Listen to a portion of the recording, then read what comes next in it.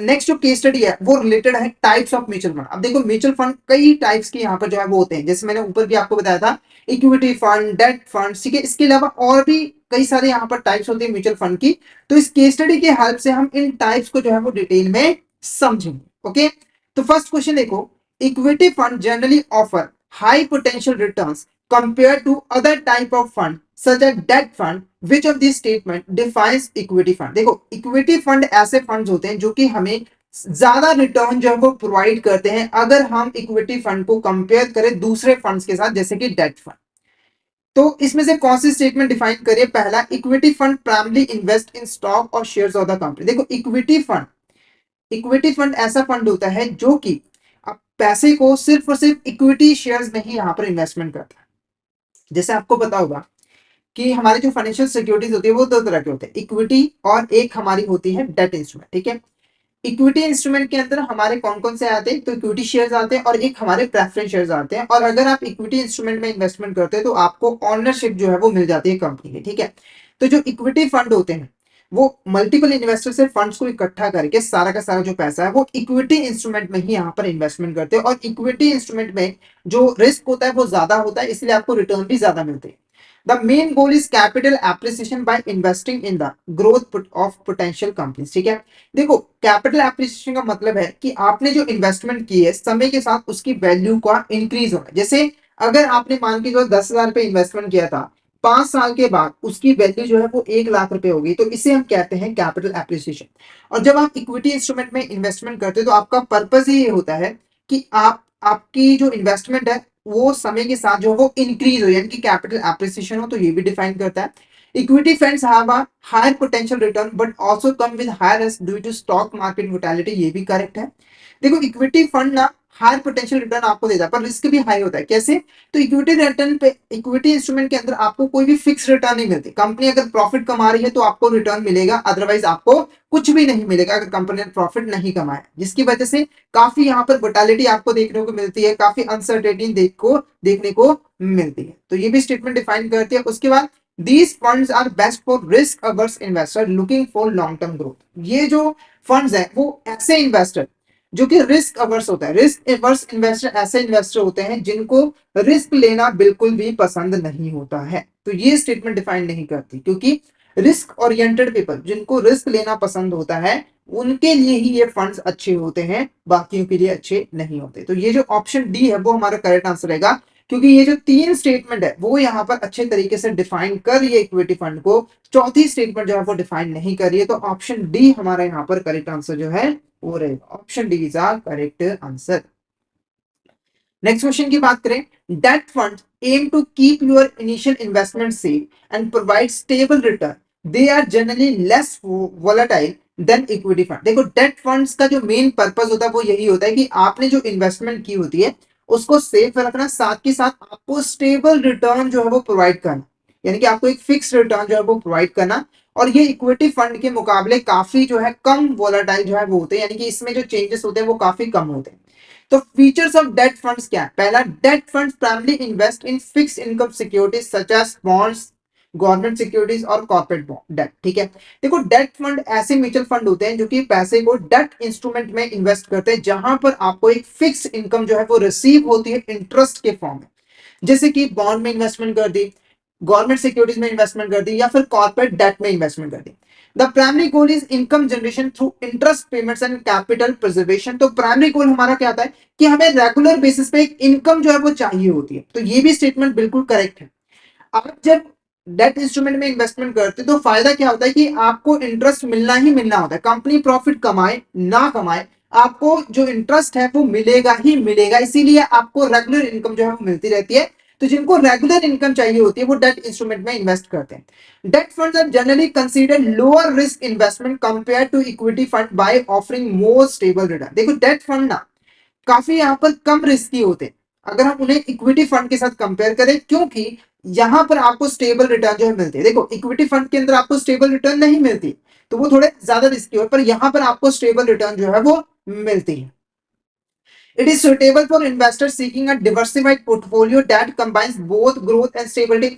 तो ये उन इन्वेस्टर के लिए सही होता है जो कि यहाँ पे एक डिवर्सिफाइड पोर्टफोलियो चाहते हैं, जहां पर उनके इन्वेस्टमेंट की ग्रोथ भी हो, साथ के साथ स्टेबिलिटी भी मेंटेन रहे। तो ये जो फीचर है वो हमारे डेट फंड का नहीं होता है। बाकी ये तीन इंपॉर्टेंट फीचर होते हैं डेट फंड के, चौथा फीचर जो है वो नहीं होता है। तो हमारा जो करेक्ट आंसर है वो क्या है? ऑप्शन डी हमारे यहां पर करेक्ट आंसर है। Option D is a correct answer. Option D हमारे यहां पर करेक्ट आंसर है। नेक्स्ट क्वेश्चन देखो, hybrid funds invest in mix of both stocks and fixed income securities.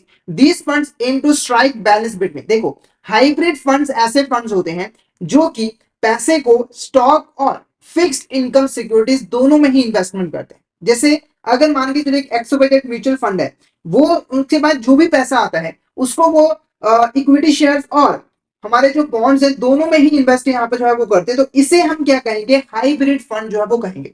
ये फंड ना बेसिकली कैपिटल एप्रिसिएशन और इनकम जनरेशन के बीच में बैलेंस बनाना चाहते हैं। यानी कि ऐसे इन्वेस्टर जिनको कैपिटल एप्रिसिएशन भी चाहिए होती है, साथ के साथ उन्हें इनकम भी चाहिए होती है, उनके लिए बेस्ट होता है। क्योंकि कुछ पैसा उनका इक्विटी इंस्ट्रूमेंट में चला गया जहां पर उन्हें कैपिटल एप्रिसिएशन मिल जाएगी, और कुछ पैसा उन्हें डेट इंस्ट्रूमेंट में चला गया जहां पर उन्हें रेगुलर बेस पे इनकम जो है वो रिसीव होगी।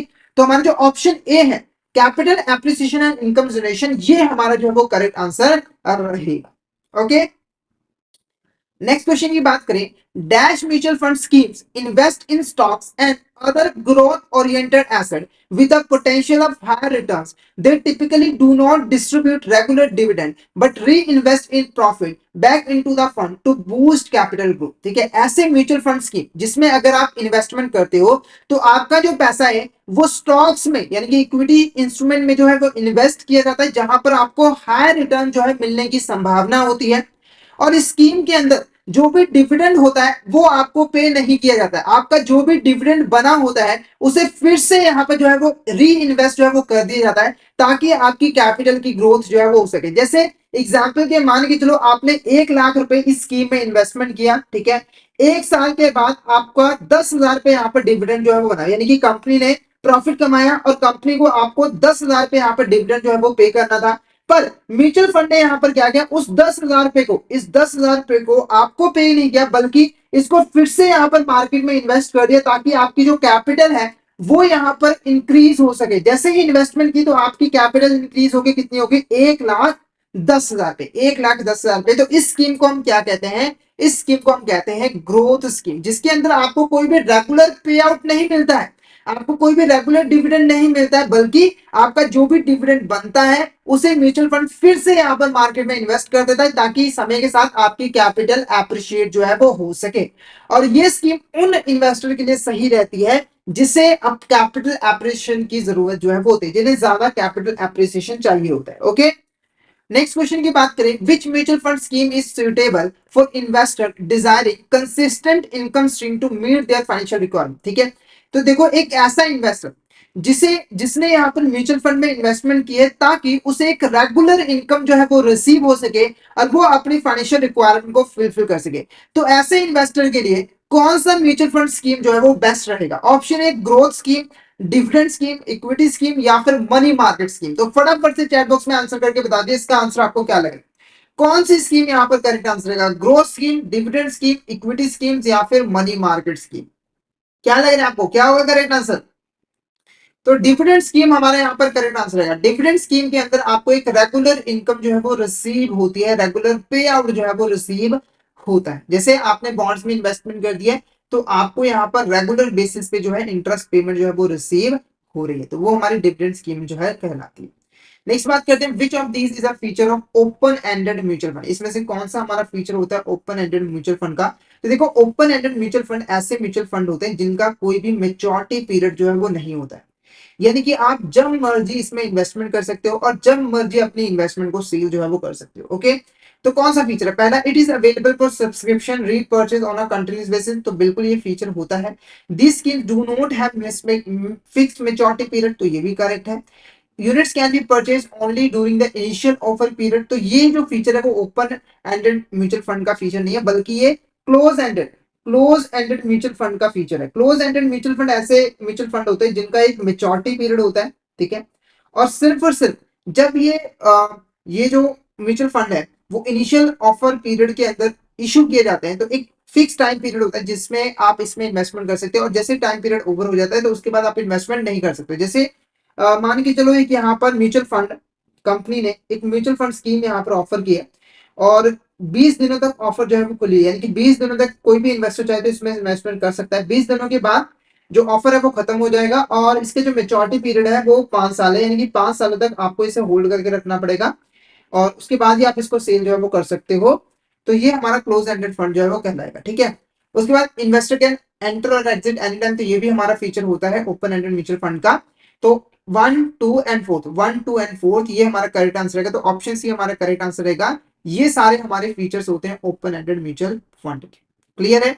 नेक्स्ट क्वेश्चन की बात करें, dash funds combine elements of open ended and close ended fund as they allow for repurchase of shares at a various interval throughout the bond duration. तो एक ऐसा फंड जो कि यहाँ पर ओपन एंडेड और क्लोज एंडेड फंड दोनों के ही एलिमेंट्स को इंक्लूड करता है, तो इसे हम क्या कहेंगे, इसका नाम है interval fund. Option C interval fund हमारा यहाँ पर करेक्ट आंसर रहेगा। देखो इंटरनल फंड के अंदर ओपन एंडेड और क्लोज एंडेड दोनों के ही यहाँ पर फीचर्स अवेलेबल है। कैसे, तो देखो हमारे जो इंटरवल फंड्स होते हैं वो ऐसे फंड्स होते हैं जिनका एक मेच्योरिटी पीरियड होता है, एक मेच्योरिटी पीरियड होता है, जैसे मान के चलो 5 साल का, ठीक है।